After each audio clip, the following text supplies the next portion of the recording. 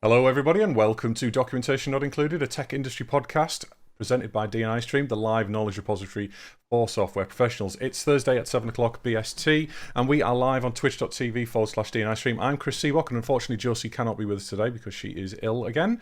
I am, however, joined by a new guest who's here to talk about the Peter Principle, which is easier to think than it is to say by the sounds of it. Paul Aldred. Is it Aldred-Bann? I should have asked you that before. Aldred-Bann. For the benefit of our listeners, can you introduce yourself? Tell us what you do. Yeah, I'm Paul. I'm a developer. Write code. Been writing code for a long time. Recently broken free of the shackles of employment and went my own way. So I run my own thing now, which is hard. For a lot of reasons, yeah. Yeah. Yeah, it's one of the things that we talk about on this show quite a lot is self-employment, being a contractor. And also, I mean, Josie runs her own business. She does contracts in a way, but she doesn't do the typical contracting that you see that you and I kind of do. You know, she does more. She has a contract with somebody, and then she'll host websites, or she'll put a blog together for people and that kind of thing. She does lots and lots of different things. That isn't all it is. But anyway, yes, hello, Paul, and hello to everybody in Twitch chat as well. Please do get involved with the show.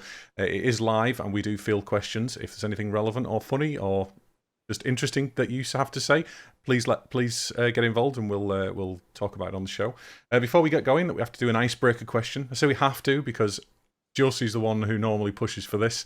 I'm getting used to it now, but I've prepared a very simple one now because Paul's a coder, because I'm a coder.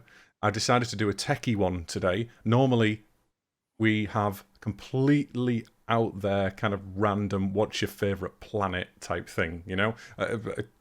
But today I'm going to have a bit of techie one. So, tabs or spaces? Well, spaces, but only because it doesn't matter anymore. Like before, tabs were a lot safer. See, a lot less memory intensive. But I used to be a tab guy. I used to be back in the day. But then I started doing cross-platform development, and I started doing cross-editor development as well. So I was working in Management Studio, Visual Studio, VS Code, Ultra Edit, Notepad++, whatever was appropriate for the application. And tabs very quickly became annoying, and very, very quickly became a problem for me. So these days I am exclusively a spaces guy. I used to be exclusively tabs. So you try getting somebody with a mechanical keyboard using 4 space indent with spaces. It should get them to press it 16 times. Well, yeah, most editors these days have auto indenting, don't they? So yeah, which changes the tab to spaces. No, it doesn't. Not if you got it set like that. Anyway, I didn't want to go into a big thing. I just wanted a quick icebreaker. So anyway, on to today's show topic, which is entitled Tech and the Peter Principle. And this is a topic that Paul has come up with today, being the guest. I don't know much about the Peter Principle. I've read the wiki article a little bit. I've read your notes. So let's start off with a question. Can you explain to me and to the audience what the Peter Principle is, where it comes from? Yeah, I'm going to cheat and fall back on the official definition, and then I'll talk about it. So the Peter Principle is a concept in management developed by Lawrence J. Peter, which observes that people in a hierarchy tend to rise to their level of incompetence. So an employee is promoted based on their success in previous jobs until they reach a level at which they are no longer competent. Skills in one job do not necessarily translate to another. So we're talking about a developer that's been promoted to a development team lead or a development manager, for example, in our world, and they don't have management skills, but they do have coding skills, potentially? Yeah, kind of. It's not necessarily restricted to developers, though. So it's usually, it depends on the company and the kind of, how far the workforce is away from the kind of owners of the business, how much middle layer fluff there is. If there's not much, you find things tend to be either better or worse. But if there's a lot of it, then you kind of find that management are just people that survived attrition. Right. So they've been there the longest. So just by natural evolution of their job, they have the most subject amount of knowledge, so they're up for promotion when one comes. Okay. But the danger with that is you could be promoted away from your skill set. And that's pretty much what the Peter Principle says. It says over time, you'll keep getting promoted eventually to a point that has nothing to do with why you joined the company. And if you don't get promoted or you don't accept your promotions, then you tend to get left behind or get ignored, or you people don't take you as seriously. In my experience, anyway, in a permanent position. Yeah. So that's what I faced working. Is I kind of reached a level where people wanted me to become management, but knowing I wouldn't be good at it and knowing it'd take me away from doing what I enjoy doing, it just wasn't for me. See, I can totally understand the the want and the need to remain doing something that you want to do, but when it comes to the commercial aspect of a business, a lot of the time, businesses or management or owners of businesses, they promote the people who've been there the longest, not necessarily just because they've been there the longest, because they know the business the most as well. So they are being shifted into places that they can make decisions that are better for the business. Now, I'm not saying that always happens, and I'm sure we'll have plenty of things to say about that, but that tends to be, I think, the thinking at least behind it. So the Peter Principle says that. Does it say that it always occurs? I mean, when someone gets promoted, or is it just eventually they will get to a point, they will continually be promoted? That they may be okay at being a team leader, they may be okay at being a manager, for on a kind of line management scale, but as soon as they get promoted to, let's say, senior stakeholder, or I don't know, they might get promoted to a project manager, for example. They no longer have the skills for being a project manager, and they either have to train for them or not. That's what it says, doesn't it? So, like you said earlier, if you don't get promoted, you stay where you are. How long can you accept that? How long before somebody less experienced than you is managing you? And that kind of breeds resentment. But suppose you make your bed though at that point, don't you? You do, yeah. But this is why management's a really, really hard thing. So the people that tend to promote other people into management don't really do it because this person's going to be good at managing people. They do it because they've shown a kind of loyalty to the company. So from that, they kind of infer that person as a manager will always act in the company's interest rather than people. And to me, that just makes a horrible leader. Yeah, absolutely. Well, we know leadership and management are two different things, and we've talked about leadership quite a lot on this show before. We talked about how to be a good leader, and leader doesn't always necessarily mean somebody who is in a position of power or in a position of management. A leader is somebody who is, I don't know, who's powerful, who leads. There's different types of leaders as well. There's people who lead from the front. There's people who lead from behind, who lead by example, and then there's others that do it in a way that I would consider wrong. Who kind of push people to do things instead of encourage them, empower them. Yeah. So the kind of a leader cares about the individual and their success. A manager cares about the company and its success at any cost. Are you clicking, by the way, or tapping something? I was, not anymore. So I can hear it quite clearly. It's quite off-putting. If try not to, if you would. So yeah, okay, that's an interesting way of putting it. And so a manager is basically what I just said, wasn't it, earlier on? That a manager is cares about the business and the. I suppose it's a difficult one because a manager sometimes doesn't necessarily care about the business. They care about their career because they're chasing the next step. They're chasing that promotion or their the next money, next grade of payment or.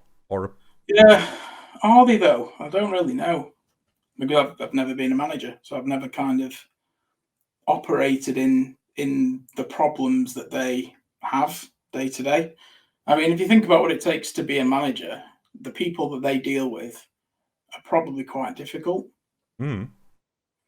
So, but in some cases, you could start a company as a really kind, driven person, and then as you kind of work your way up a company's corporate ladder, you could find that you end up running into people that are quite toxic.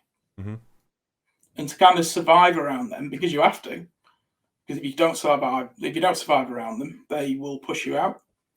So I was reading something called Disrupted by Dan Lyons about his time working at, what's it called, some blog platform. And he was saying that his manager, who he calls Chernoff in the book, it's just, you have to read the book. It's scary. What's it called? Disruptor, did you say? Disrupted. Disrupted. Okay. Yeah, so it's Dan Lyons. He's talking about his manager, how his manager just sounded like a sociopath. So you kind of scream at him, shout at him down the phone, and then the next day Dan would go into work and kind of say, what was that about? And this guy would be like, oh, I'm really sorry you feel that way. I didn't mean to cause. Really sorry you feel that. I hate that. I absolutely hate that. I'm sorry that it's your problem. No, as a leader, as a manager, you need to take responsibility for your own actions. I've known people like that in my career. I'd never say that I've had a career. I've been a coder. While I was permanent, I was a coder and I got promoted to lead, team lead type thing. Yeah. I've had. How did that happen? How did the promotion happen? Did you kind of pursue that, or did it just happen? No, the two times, well, the first time I got promoted to team leader, it was actually product owner, I was called, but it's not what we would refer to in an agile world as product owner. It was product lead. It was the person who made decisions and then got overridden by management on the product, on technical decisions about the particular product I was working on. I had it handed to me by one of the senior management, and he was going to retire and stuff, and he handed it to me. He pretty much just did what he wanted when he wanted and got results, really. It was kind of an early company at the time. And then I got promoted from kind of a junior it was my first job, developer, to this team leadership role. And then I had, at the same time, a new employee that came and I kind of mentored at the same time. So I was a junior in skills. When I look back at myself, I was a junior in skills, but I was the leader of a team making technical decisions for a product that I didn't really know that much about, but also mentoring somebody who knew nothing about coding. That person is still at that company, weirdly, and I don't know what he's doing now, but he's probably I imagine the product lead, because he was there when I was. And the product that I was working on, which was tiny at the time because they had 3 other products, all 3 of the other products have all disappeared, and the product I was working on is what the company makes money on now. It is the only product that they really, sell. It's the biggest product in their arsenal, rather.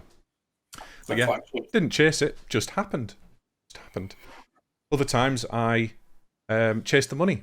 I moved from a job into more senior positions, and then I don't know. I became disheartened with a career path, and then I discovered in one place where I moved to that contracting existed, and I thought, that's exactly what I want. I want the challenge of moving between places, doing interesting project work, and being my own boss, and being my own destiny. Be beholden to nobody. And that's what I do these days. So I don't really have a job title anymore. But you probably find, even being a contractor, that before all this started, trying to get remote working was sometimes just impossible. The place be like, we don't work like that. Well, clearly you do, because you are now. So you could have done. Well, yeah. Yeah, I mean, I've had lots of conversations on this podcast about how I work as a contractor. I'm not the typical bums on seat contractor, and you've probably seen you and I met on LinkedIn. You've seen all of the posts that I put out there. I don't just do that for effect. I do that because that's how I work. I will not be beholden to any client. If a client tries to control, direct, or supervise me in any way, shape, or form, and that includes remote working, I work in my office, and my office is where that is none of their concern, and the hours that I do is none of their concern, as long as I deliver the results that they need, and I keep my own timesheets just so I can keep a track of what I'm doing. But other than that, I jump between jobs on an individual basis. Wednesday, for example, I didn't do a job in the afternoon, but I did a stream in the afternoon, and I do that most Wednesdays. And the client I'm working for couldn't care less about that because I've got that relationship with them. And that's, anyway, we're moving out of the tech and the Peter principle thing. Yeah, but so right. To drag it, sorry, I keep talking over you. To drag it back, kind of think about if a client could control you, how can you do a good job for that client? If they're the one with the problem and they're coming to you for a solution, but they're also imposing a certain number of constraints on how you deliver that solution, how can it ever be good? And this is the kind of thing that you get so why do companies use contractors? They use it to either fill gaps for employees that they can't get, or in some cases they get it because they want some kind of expert guidance, or somebody's going to join the team and mentor people and help them build stuff. So they're kind of relying on you as that other opinion, somebody that isn't invested in the company, somebody that isn't part of a clique. So they're wanting you to kind of go in there and help them be better. And you can't really do that if you're answerable to their management, because you just become another one of the team. Yeah, absolutely. And I think it largely depends on the client, but the manager that I'm answering to, and it also depends on the manager I'm answering to. And that's some managers think that they are managing me. Other managers want me as that outside source. And that's the distinct difference. It's been a long time since I've had a manager that manages me, because I set my boundaries very clear at the start. And I'd say no to more jobs than I say yes to these days, because I know how bad the contracting industry is with that. Getting off topic again. Very easy to do, isn't it, when you get two contractors on a podcast? Let's look at the actual word then. So management. What does that actually mean? What are you managing? It's like, People. How? What exactly about the person are you managing? You're supervising their work. Are you though? Or are you kind of policing their obedience to corporate rule? Depends on the manager. It does, yeah. It depends on the person as well. But as I was saying, everybody at work kind of adopts this persona, this work persona. So like going back to my very first job, I kind of started at Tesco and met my manager, and I realised that I'd start talking in this different way, using bigger words, more complex sentences. It's like, what am I doing? And I just realised it was completely passive. Didn't get any kind of hint that it was going to happen. But I found myself starting this job and then just immediately becoming eager to please, like subservient. And I hated that. Back in the early days, but not now. Yeah. Well, now it's management are trying to change, aren't they? They're not called managers anymore. They're called, I don't know, people coaches or lead aspirational motivator or something like that. Team heads. No, I can't think of anything positive. Well, no, like I said, I want to keep it positive. It's not an anti-management thing, so I'll talk more about that. Even though it sounds like it, so I'm just bashing managers and management. But that was never my intention, and that was never the intent of this. But traditionally, management is about controlling people. It's about imposing limitations and making sure they follow them. So I'm sure most people have worked at a company where, you know, they could work until 6, 7 o'clock the night before, and the next day they come in 5 minutes late, and the manager's tapping his watch or tapping her watch or whatever. What? things like that. That's just a sociopath. That's a mental illness. That's somebody who isn't focusing on the right thing. Simple as that. A lot of managers that have been promoted into that situation that don't have the experience or training of how to be with people focus on the things that they can control or they feel they can control because of the incompetence that they have in the job, in the position. Because if they've been promoted, let's say, for example, let's give you an example of something that I've seen happen a number of times, not with me, but as an outside observer. I've seen people come in as juniors or mid-level developers, be promoted within a short period of time to seniors or team leads or even team managers. And they don't know as much as the people below them, the people on the hierarchy below them. And they essentially nitpick and essentially try and control what they think they need to control because they haven't been told what to do a lot of the time. They try and impose controls over things like, no, you can't have holiday then because we've got a release going. This happened to me once, actually, in the previous company I mentioned. The manager said to me, I asked for some time off 9 months in the future. 9 months in the future. Oh, we've got a release going live then. We need you. Are you joking me? Sorry, say that again. That an immediate response as well. So that was an immediate response. Yeah. And it was just like, right, well, I'm leaving then. See you later. You know, it's not even at that point. It's not even a reaction that warrants arguing with. If you're going to be like that and there's no talking to you about it, it's not that I want what I want and I'm going to take my ball home. You know, it's that you need to be reasonable. You need to be able to. What if I died? What if I get run over by a bus? Does that mean I can't have that time off when I'm in hospital? You know, it's like you need contingency in place. It's not my problem. I'm an employee. You know, it's not my problem that you don't have cover for that day because you've only got me. It's a need to control, and I think whether you're a person that kind of has that naturally or not, I think management makes people become that because they just have to be. Because these managers are kind of answerable to other managers who are answerable to other managers n times up a hierarchy of people. At any point in that chain could be not really toxic people, and that kind of filters down to everybody. So I went for an interview once for a perm job a couple of years back, and then the point where they kind of go, "Have you got any questions for us?" I asked the manager at the time, like, why do you work for this company? Like, how long have you worked here, and what makes you come in every day?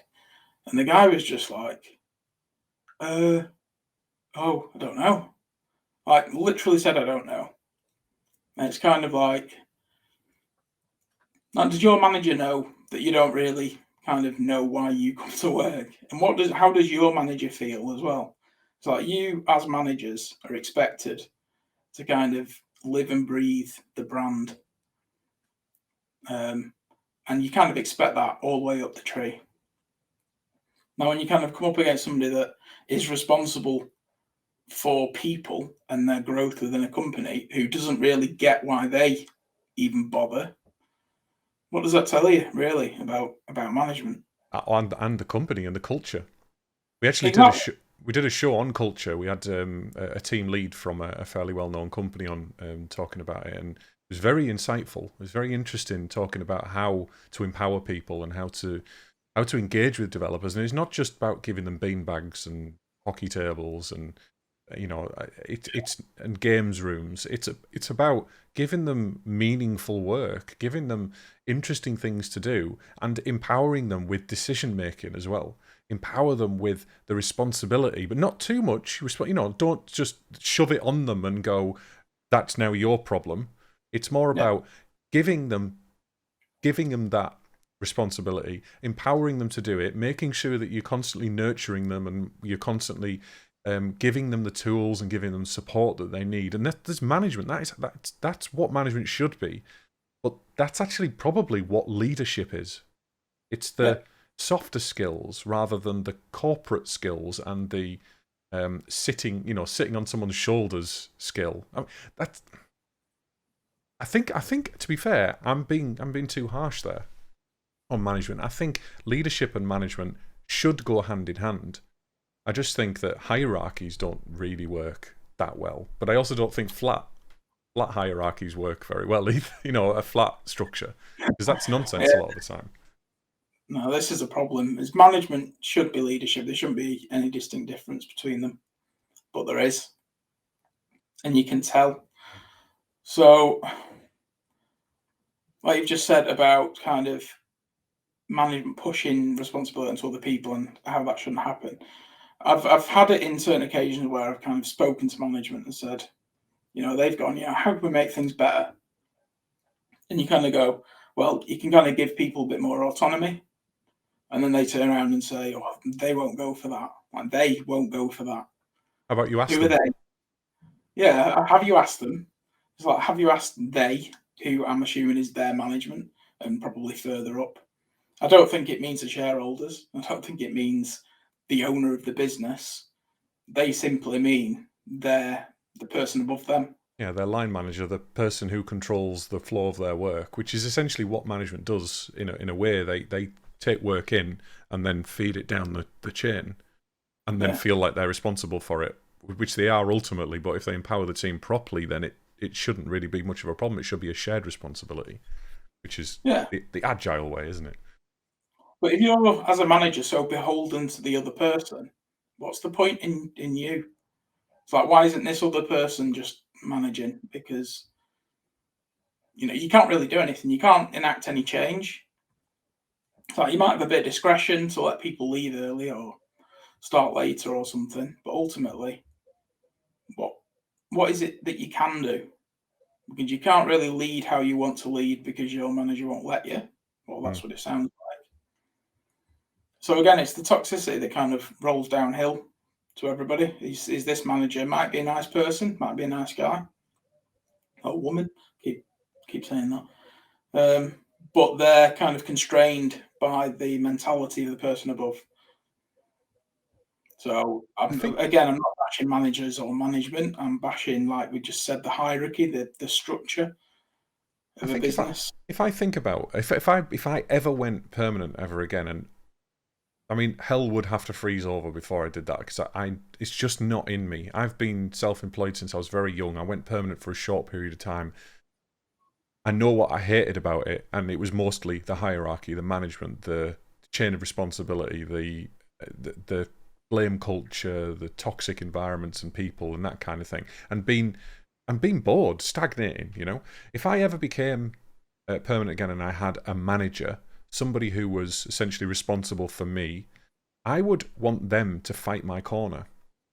I've just been watching, watch it all the time, but I've just caught a clip of Brooklyn Nine-Nine. Have you seen that? It's a cop show. No, Andy Samberg. I did want to watch it.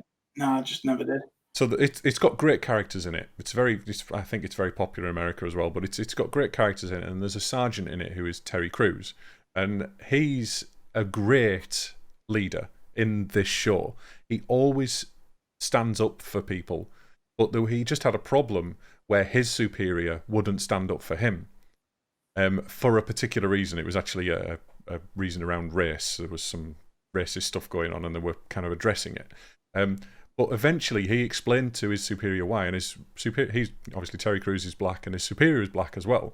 And his superior thought it was a bad idea because it would make him, it would ruin his career, and to kind of complain about this thing. And basically, it showed how a lot of the time people's prejudices, when they're in positions of management or in positions of power at the upper end of the hierarchy, their personal prejudices and personal opinions can get in the way of empowering their team.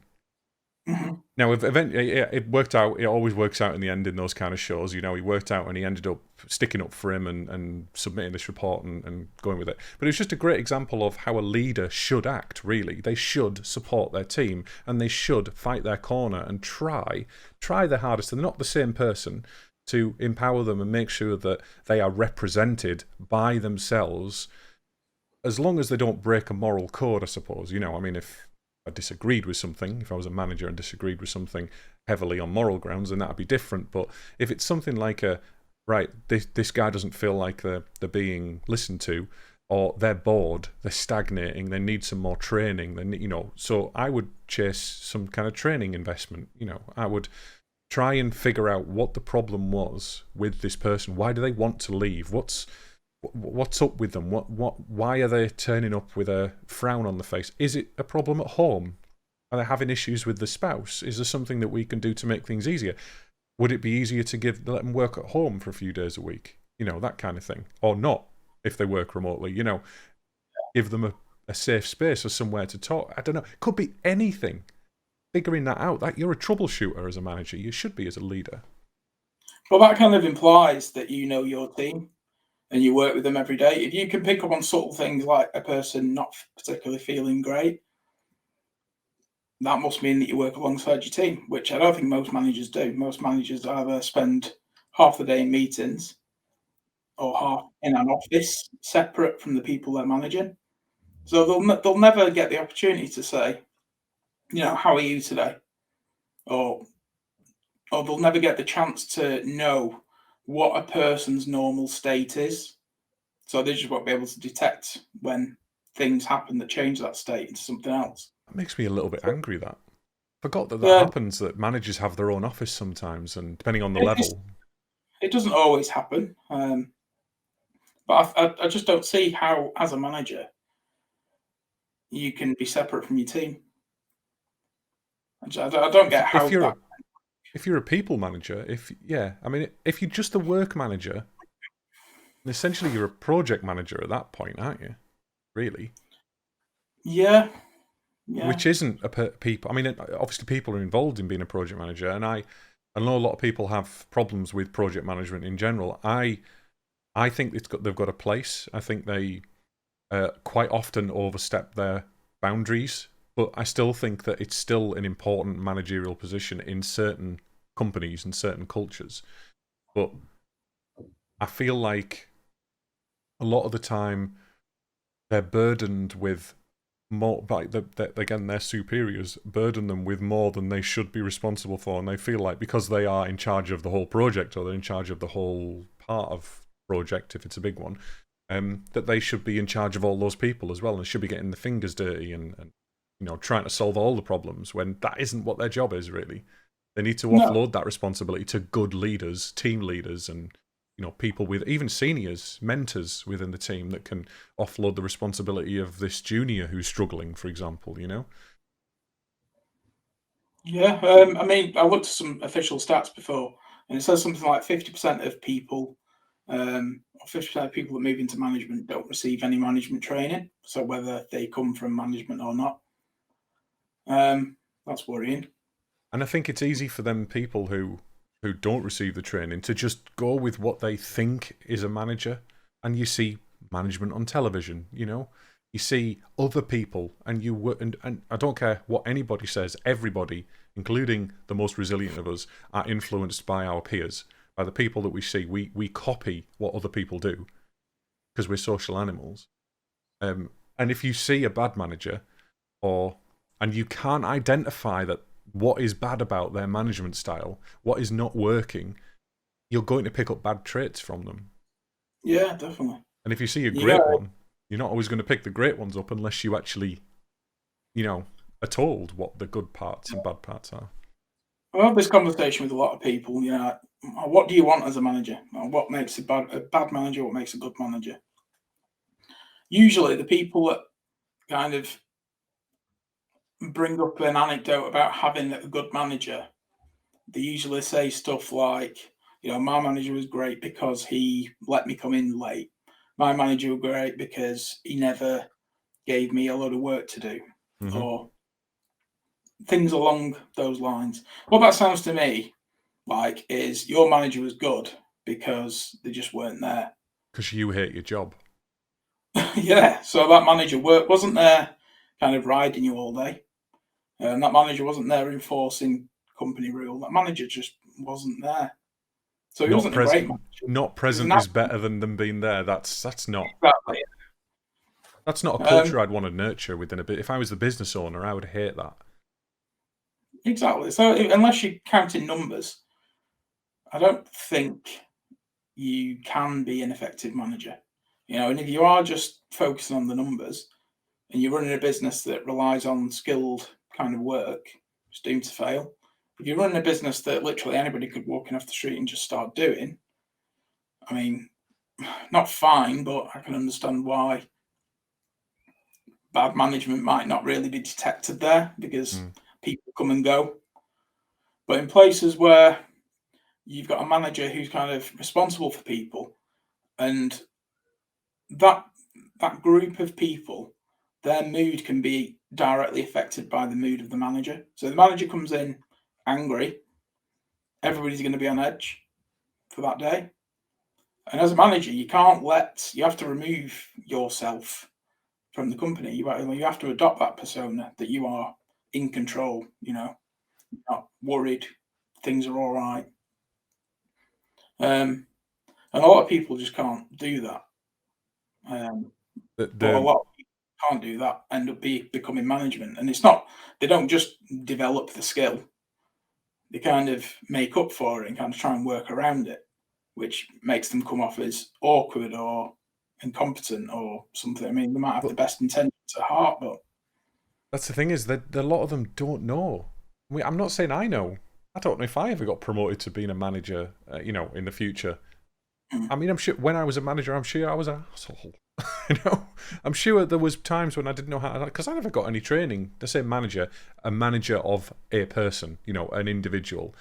I'm better at being a mentor because being a mentor there isn't that much responsibility unless you are an official mentor, which again I've done a fair amount of, and you set mentoring plans and talk about goals and talk about where you want to be, in X weeks or X months or what kind of, is it coaching versus mentoring and that kind of thing. But my wife worked at a rather large private sector company, private sector company that feels like a public sector kind of place. Big office, lots of people, tiered wages, that kind of thing. yeah. And she worked there for quite a while before I met her, and she hated it. She hated a manager because a manager, as you just said, came in a bad mood quite a lot of the time and was just an absolute... They were very toxic, right? they were extremely unproductive, and if they were in a bad mood, bad decisions were made.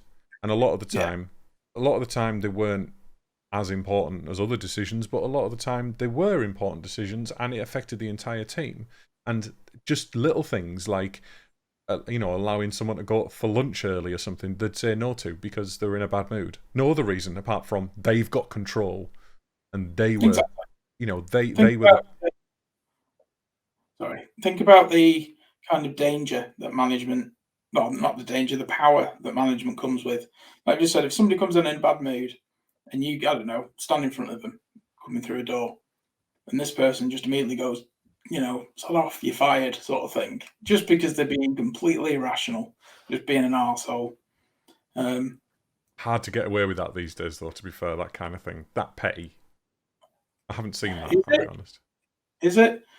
In big companies, yeah, where they've got HR, where they've got a process, maybe. But in smaller companies, like startups and things, no. Oh. I mean, what do you do there? It's like if someone getting in the ear of someone else. Yeah. Someone getting in the ear of somebody else. That's actually happened to me as a contractor. I got another contractor on to help with a project. I essentially hired them. I made the decision on them coming on board, did the interviews and everything, got them on board, and they got in the ear of a brand new manager or the brand new IT director or something. He came in like a week later, and next thing I knew, I was my contract was cancelled, because even though I'd got them from nothing to actually delivering on a project that was almost impossible to deliver as well, and I was almost solely responsible. Say that I was leading the project, I wasn't solely responsible because I had a full team of people helping, to get to that point.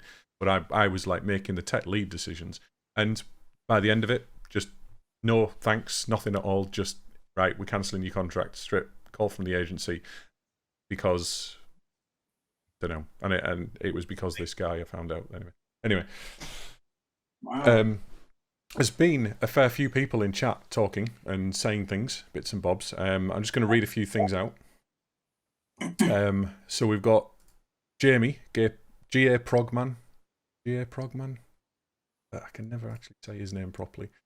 A lot of the smaller, fewer than 100 employee companies that I've ever worked with or for have often outsourced HR to an external company, but don't give contact details for HR. So I suppose that's not really direct management, but we've got a even more of a disconnect between him and a final decision on some kind of human resource issue anyway. In fact, Jamie's been saying quite a lot of it. Yeah, unless you've got HR to kind of enforce the process, and that HR kind of doesn't know you on a personal level, but has some visibility of you and what you do day to day. You're just a voice on a phone, and they've just been instructed to process your sacking, essentially. So they're going to do what they're told to do. Or any issue. It's not necessarily always a sacking, is it? It could be anything with HR. Yeah. They don't really. They've just been given an instruction, and they're going to do it. Jamie also said, this is a little bit earlier on, and it was said the whole "you've been here for long enough, you get a promotion" gambit, which is essentially the Peter principle that we're talking about, isn't it? Kind of, yeah. The Peter principle is the not the being promoted. It's the being promoted to an area that you're just incompetent at. Yeah. Yeah. And I said we're talking. I'm usually coming from a techie background because I haven't really done many other jobs. I had a paper round. But apart from that, I worked in a burger van at Lightwater Valley, that kind of thing. But management didn't really get involved with me in that instance. But it's usually been managers in offices, managers in a tech company of some description for me. And I've even had managers. I think I saw a comment on LinkedIn that you commented on earlier on today. Actually, managers or team leaders who used to be a bit of a coder.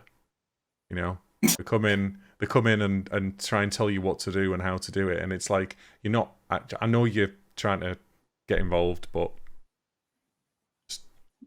I've done more of this than you. Not that I don't want to listen to people, but it's not really helping, and we've got a deadline to do, and I find that heartbreaking. If the manager has an interest, if it's a software development company and the manager has an interest in writing code, but they're just never allowed to because they don't have the time, which is what usually happens when you become management. You can be told that you're going to remain 80% hands-on. Like, good luck doing that when you're having to do like one-to-ones and all sorts of management stuff every day. But I just find it really bad. Like I don't know, a team leader, manager managing a team of developers. I'd expect them to be a developer, and I'd expect them to be working with you, around the same desk or within the same team or in the same project. But then that kind of detracts from them being a manager. I've done a fair few contracts where I've went into a business and my main contact has been a manager, a line manager. There's one in particular that I remember. They were sat in the corner within the team that they were working in. There was 2 or 3 small teams that they managed. And every single time that I went into the office, bearing in mind they were 200 odd miles away, so it was, every now and again I'd go in. Once a month maybe at the most, and I'd spend that day, and I'd have sent them emails and spoke to them previously on any calls and stuff, and said, right, I'm coming in this day, I need some of your time to talk about this and this, and they'd be like, yeah, no problem. And then we get in there and they'd be completely distracted by everything. everything and anything, and I would be almost the last on their kind of, radar. And it's like, it seems a lot of the time it's chaotic, and you said being in meetings a lot of the time, and that worries me. The more time people spend in meetings, as management or as people who should be doing the physical work like coders and team leads, the more worrying it is. The more I see that, the more I kind of fret, I think, about a business, because they don't get as many things done. Decisions should be quick. Decisions should be, the micro decisions that we make all day, every day, about coding, about architectures, and about, I don't know, how to deliver a new project or something like that. They should be done within the agile workflow, within the workflow. It shouldn't be deferred to a manager who has to have a meeting with, senior management and other teams and that kind of thing. It should just be a tap on the shoulder and, right, we need to get this thing done. And then it's the distraction. That's the problem. So management will be distracted by another email's come in. Right, I'm talking to you right now. Stop looking at your screen. Stop worrying about the meeting pop-up that's just popped up. You said that you had time for me now, and if you don't, because you've just been invited to a meeting 5 minutes ago and you're going to go to that meeting, you should have said no to it. We've already said that we're going. It's like, if you're managing a team of people and you want to be making decisions for those things, then you need to be present. And I'm not talking about physically present. I'm talking about being present and engaged in the conversation. It's like talking to somebody who's on the phone all the time. That kind of thing. It's distracted by things that aren't present, things that aren't relevant right now. That's my rant. Anyway, that's my rant over. It's a good rant.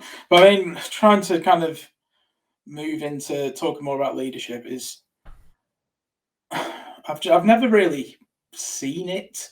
Like, I've had one good manager. Well, I don't know, they've been decent people, but everybody loses sight of the fact that your team and your manager, you're spending 8 hours a day around these people, a lot of days of the year, and if you don't get on, I don't think it could ever work. You are just literally doing stuff until an inevitable miserable end or something.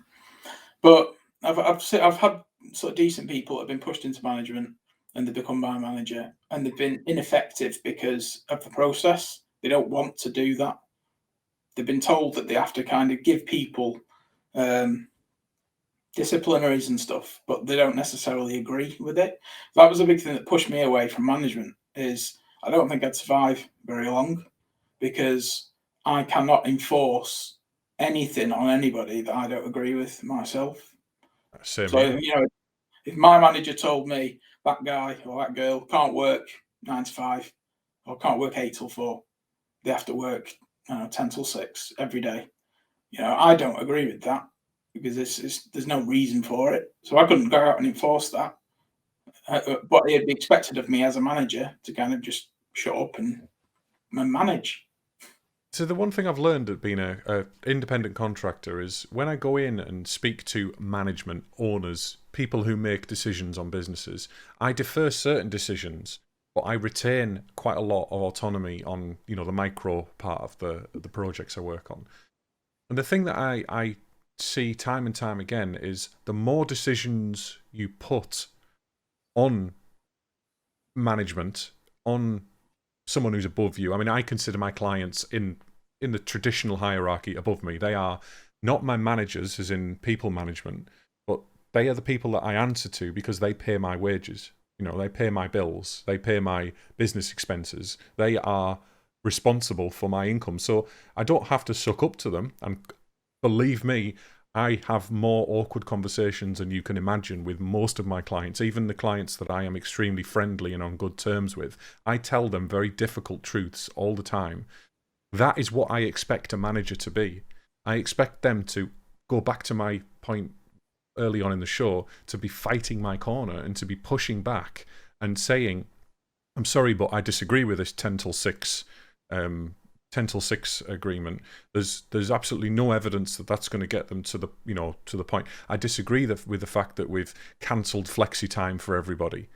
Just because people aren't seen to be present from 9 o'clock until 6 o'clock in the afternoon doesn't mean that they're less productive. It doesn't mean that getting them to come in and forcing them to come in at that, and I could probably even go away and get some studies for them if they care to read them. It doesn't mean that they're going to deliver the project, which is behind, which is not behind because of us. It is behind because of budget constraints, because of things that we've asked for, because of training issues, because of this, because of that. It's behind because of the culture of the company. It's not behind because my team is not performing. And I will fight tooth and nail until people listen to me. And if they don't listen to me, I'll do my best, but what can you do? I wouldn't obviously recommend the team to leave the company, but I would probably end up doing that myself. Because what can you do? What can you do if people above you aren't listening to you?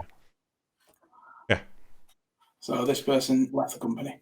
But if you kind of take away that middle layer of people again, and you put the people that, I don't know, let's take a software development company again. So you've got people writing the code, and then you've got somebody or some group of people that own the business. So if you cut away all of that middle layer, what you'll probably find is the owners of the business are actually quite driven, quite invested in the company. They're probably quite charismatic, probably good leaders as well, because they've made a successful business, and that's really hard to do because they've managed to convince so many people to create their dream instead of their own. And that's quite a massive undertaking. But then you don't really see this, and these people own the business probably don't know this stuff goes on. You know, if you got a toxic manager, they probably don't know there's a toxic manager because they're just removed from the day to day. So ultimately, the business kind of crumbles from the ground up, and that's the danger. So that's the danger of it. So do you think there'd be less problems then if managers, or sorry, rather owners, were the people who were doing the work? Do you think because that's a startup, or that's at least a small company, and startups have their own problems, don't they? Yeah. So no. I'm actually working with a client at the moment who are mature. They are small, but they have large contracts with, a few big contracts with that pay the bills. They've got a fair few employees, but all of the owners, and there's a number of them, they're all coders. They all code day to day. And yes, some of the skills aren't quite as, polished as somebody who's contracting and moving from place to place and picking up new skills all the time. Some of them are, a little bit older, older than your average kind of developer, but they still have a close relationship with their employees that are also coders or testers or, I don't know, project managers, everybody and anybody, the infrastructure people. And it's a different dynamic, but they still have their own problems. It doesn't solve the issue, really. And I don't know what the solution is, apart from everybody needs to be perfect. Yeah, pretty much. I think we are going to see a solution eventually. I mean, there has been a decent shift away from traditional, open office plan management into like people actually care about other people's success.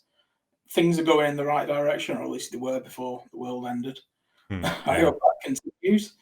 Now everybody's been forced to work differently. Who knows? I think the world is. I was listening to something on telly today. I went downstairs for lunch, and my wife was listening to the Jeremy Vine show. Yeah, and they were talking about when this is all over, and every next sentence was when this is done with, and it's like. It's not going to just go away. We're not going to go back to how we were. This is a significant shift in the world. It's not just the UK. We're an island people, aren't we? We're quite insular and quite. We think of ourselves really more than the rest of the world. As much as we're not as selfish as some other cultures, we are still fairly selfish as English. Sorry? We're very cliquey. Yes, we are very cliquey. But thinking about the way that this is affecting everybody, not just the remote work aspect, but also the just things like hygiene. Things like that. Everything is going to change. Everything is going to be shifted quite rapidly because we've had to have a radical, upheaval, really, in the way that we work. For people like me who work remotely and work at home anyway, and I don't really take work, that is, nothing much has changed for me apart from I can't go out on my Friday night dates. You know, I can't go out to a restaurant or anything like I used to. I can't go out for as many bike rides as I used to go out for. But other than that, it's very similar to how I used to kind of be. But Yeah, like yeah, it's like being in a crap Stephen King story. I've said, it's like the boy who wanted remote working, and now he's got it, but at a terrible price. well, I mean, what is your terrible price, if you don't mind me asking? Why? Pandemic. Oh I'm saying, yeah, like, we wanted everybody to work remotely. He's got that now. Everybody's working remotely, but I think it Josie's was usually the person who kind of levels me out, because I'm an advocate of remote working. I think everybody should, but she quite rightly points out that not everybody can, and this has proved it, hasn't it? Some people are going absolutely stir crazy. Some people, but this is not normal remote working. So. Anyway, really we're not talking about remote working here. And in fact, we are going to have to close the show. So, have you got any closing comments, I suppose, with this topic? Because we've talked a lot about the general kind of management, you know, how we believe management should be, and what the difference is between management and leadership. But is there anything we can close with? Probably, if you're a manager and you're kind of listening to this, or I don't know, if not, just try and be better. Like, focus more on the people that you're managing. You might find that the things that you want to do aren't allowed. That is probably a good indicator that you're not ever going to be effective where you are. So you probably want to think about changing that. Or not necessarily changing your position, changing the way that you attack it. You know, try and be more campaigns. You know, we have people who put political campaigns out there, and we have people who put out socio-economic type thing, and they're focused on it, and they dig and they dig. You know, people who are eco warriors and that kind of thing. That they dig and dig and dig until they actually make a tiny dent. And on a company-wide scale, you can do that as a manager, and that's what I personally believe you should be doing. You shouldn't give up, because that gives you something to go to work for. Oh, I got a smile out of him the other day, or I got when I sat down with John the other week, he was really receptive to my new idea about this. So let's start, giving him a bit more evidence and start maybe trialing some things and doing a spike here and there to maybe, we're sick of working in .NET 3.5. Let's get one person who hasn't got anything to do for the next couple of weeks, because that does happen in permanent jobs more than any of us would like to admit. That hasn't got anything to do for the next couple of weeks. Get him to do an upgrade, and let's see how it goes. Yeah. If it do something. Yeah, do something. Make some positive change. Okay, right. So we shall close the show with our BYOM, which is our bring your own manual. This is something that we have learned this week. Now, normally Josie asks me, and I defer to the guest, but because I'm the only host on today, I shall go and lead by example here. So my BYOM this week is, I've forgotten. Something to do with Azure DevOps. Okay, that was it, right. So at the moment, I'm doing a big ALM migration for one of my clients, and I'm moving them from kind of a mono repo, SVN repo. I've been doing this for weeks, so everybody on the podcast will be absolutely sick of hearing me talk about this. I've been moving from a mono repo and kind of a really old Perl-based build system. It's lovely. Into kind of separate repos and nice new Azure DevOps world with YAML pipelines and all kinds of stuff. And I learned something today. I learned that, and after about 4 hours of banging my head against a wall again, I learned that when you enable Git large file system on Azure DevOps, it does not by default pull down the tracked large files into the build agent. So you have to tell the build agent specifically to pull down the large files, which kind of makes sense when you think about how you shouldn't really be pushing binaries and large files to a repo, but unfortunately in this instance they have to, because of the nature of the work that they do, and legacy reasons. And we've got fireworks outside. I don't know if you can hear that. Probably not.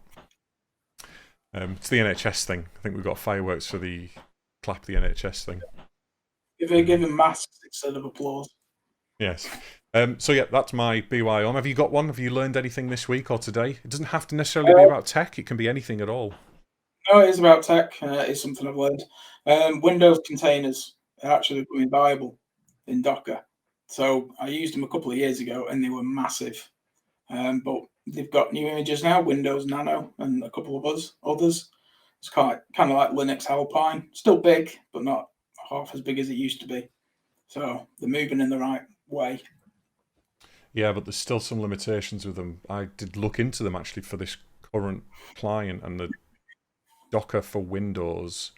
Oh no, that was the limitation. If you run Docker Linux containers on Windows, you can use Docker CI Community Edition, and on the server you can also you can use if you're on a Linux server, you can just install Docker CI, and you can also use Docker CI on build servers and that kind of thing. You have to switch as well. You have to tell Docker you are now working with Windows. Well, yeah, but the point is that when you deploy it to a server and you're using Windows containers versus Linux containers, you have to upgrade to Docker Enterprise, which has a hefty price tag. The Docker Enterprise, Windows containers specifically need you to use Docker Enterprise, which is the only version that installs on Windows 2016, Windows Server 2016 onwards. It is. So bear that in mind. So you've just crushed my learning thing. No, you know what? That's what it's about. It's about learning. So I only learned that a few weeks ago. So I was doing some investigation into should I use Docker Windows containers suitable for this, because they have loads of WCF services that I wanted to think about Dockerizing. I'm not actually using Docker at all now because we couldn't. Upgrading to .NET Core was too much of a headache for the size of the application. So only use Windows containers if you need to. That's the key thing here, I think.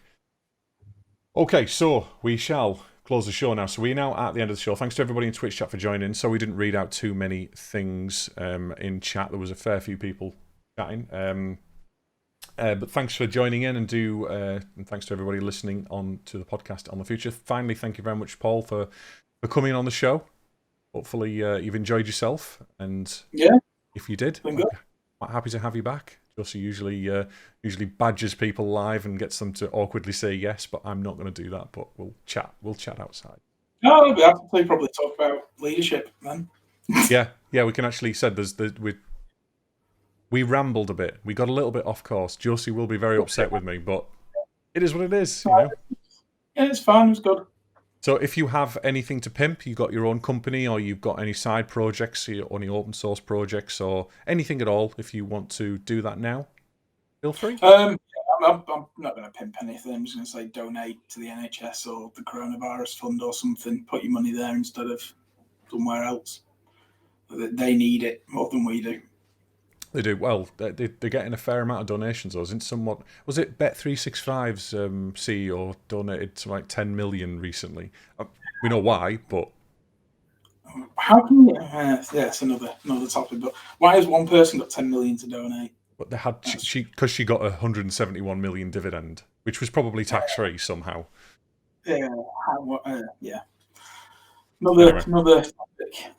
Indeed. So you can visit our website on www.dnistream.live, where we post links to all of our podcasts. You can check us out on things like Spotify, YouTube, our Discord channels on there as well. Basically, links to everything that we do is on www.dnistream.live. And don't forget to, if you are new to the channel, follow us on Twitch above. So, thanks to everybody. Thanks to Paul. We'll see you next week, Thursday, 7 o'clock. See you later. Bye-bye.